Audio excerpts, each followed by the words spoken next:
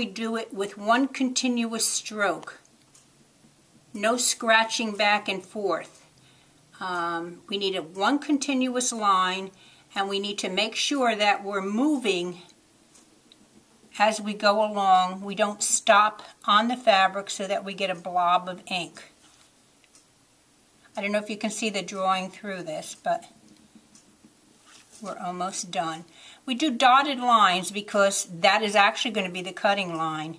When you do use this for applique, you're going to cut right along the outside, a few threads over from the drawing, and that's going to be your applique.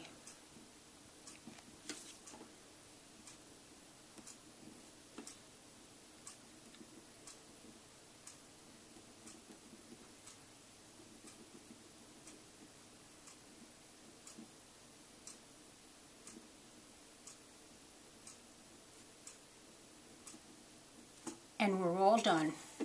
So I'll unpin this. There's our basic drawing.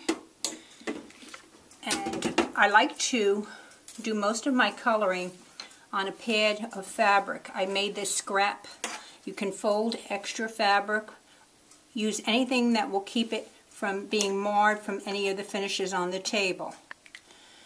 And we're going to use a flesh colored pencil, and I lay it on its side, and I just outline the drawing and along the creases.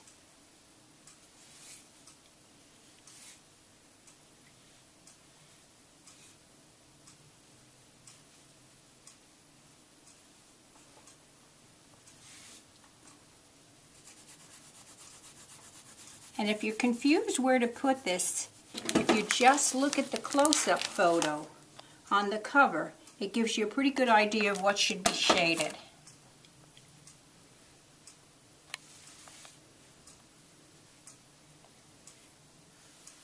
And just back and forth on the cheeks, a little bit above the eyebrows. This little section is her neck. If it's a little scratchy, don't worry about it because we're going to smooth it out later. And if you go over the line, that's not a problem, it's going to be cut. And I turn it, makes it easier for you. You don't have to do it all in one direction.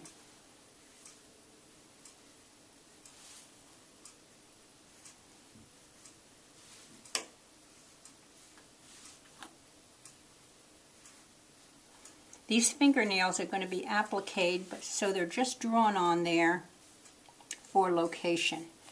Okay, I've got a pretty good start, and you can see it's not entirely smooth. But what we do is we use a sponge, and I dot it in the blush on powder makeup, just a little dot, and just dot it on the cheeks and rub it in. It rubs in that colored pencil, and it smooths it all out. Any scratchiness comes completely out.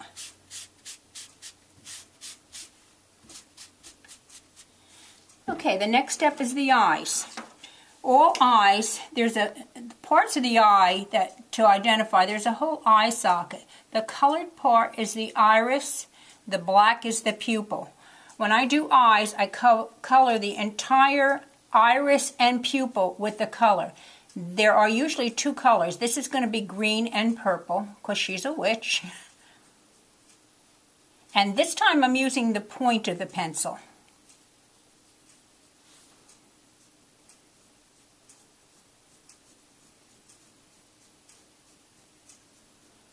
And I'm going to add a little color into her face.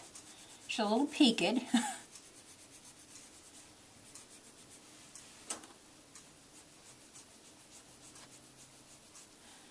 And into the hands. On the pattern, this is the hands that is holding the stick that goes into the cauldron. And this is the one that's at the bottom of the cauldron. So I'll put a little green there. And I'll put my pink sponge and makeup away, and I'm getting out a purple. That's what we're going to use for highlight on the eyes. I'm going to go around the outside edge. This time I'm laying it down. I'm just going back and forth in a crescent shape along the very bottom.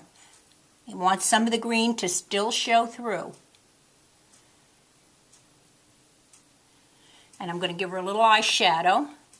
And again, it doesn't matter if it's too scratchy because we're going to smooth it out with a sponge.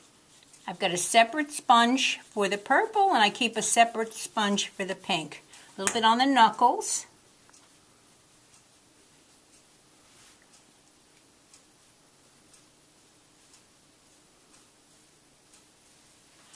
And here's the purple sponge. Just going to work that in. This works it right into the fibers. This is permanent. What we're going to do when we're all done is press it with an iron. I like to cover it so that I don't get any dirt from the iron. I keep it nice and clean. Press it with a dry steam iron set on cotton, or you can toss it in the dryer for about 10 or 15 minutes either way. Okay, the next step is we're going to highlight the eyes. Do dark black along the very top lid. And you can go back and forth several times. Just the top, not the bottom lid.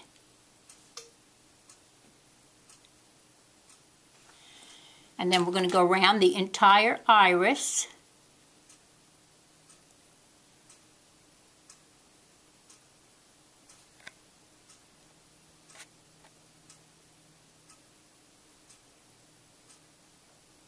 Around the pupil. And you kind of have to look at this to make sure the pupil's the same size on both eyes.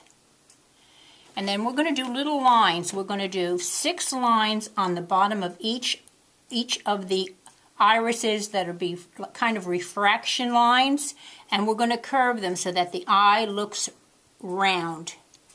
And I like to go 1 on each side first.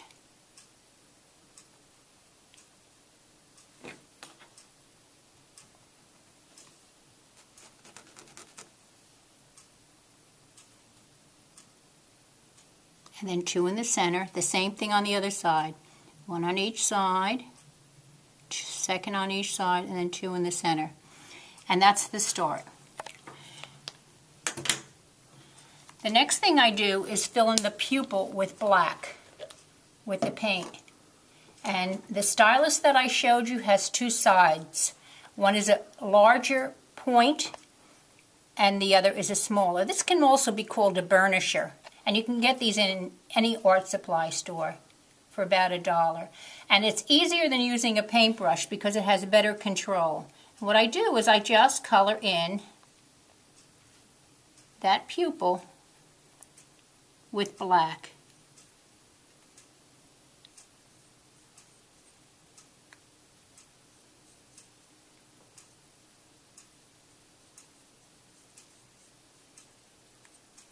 Gives you great control to use this tool instead of a brush.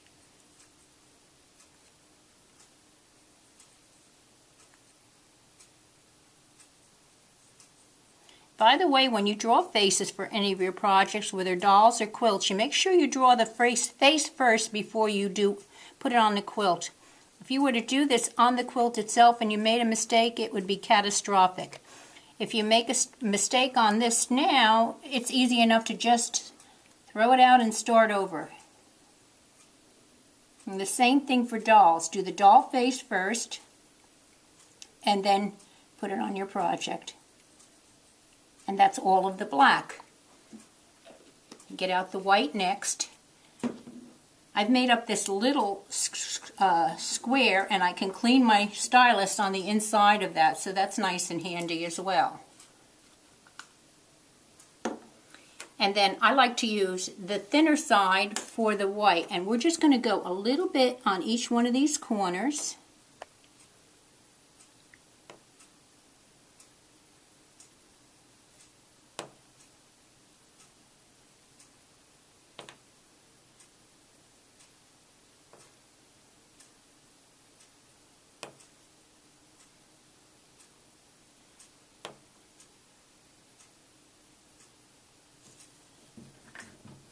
And then we're going to do a dip into the ink, into the paint, and a dot at about 3 o'clock on each eye. That's a highlight, a dip, and then a dot.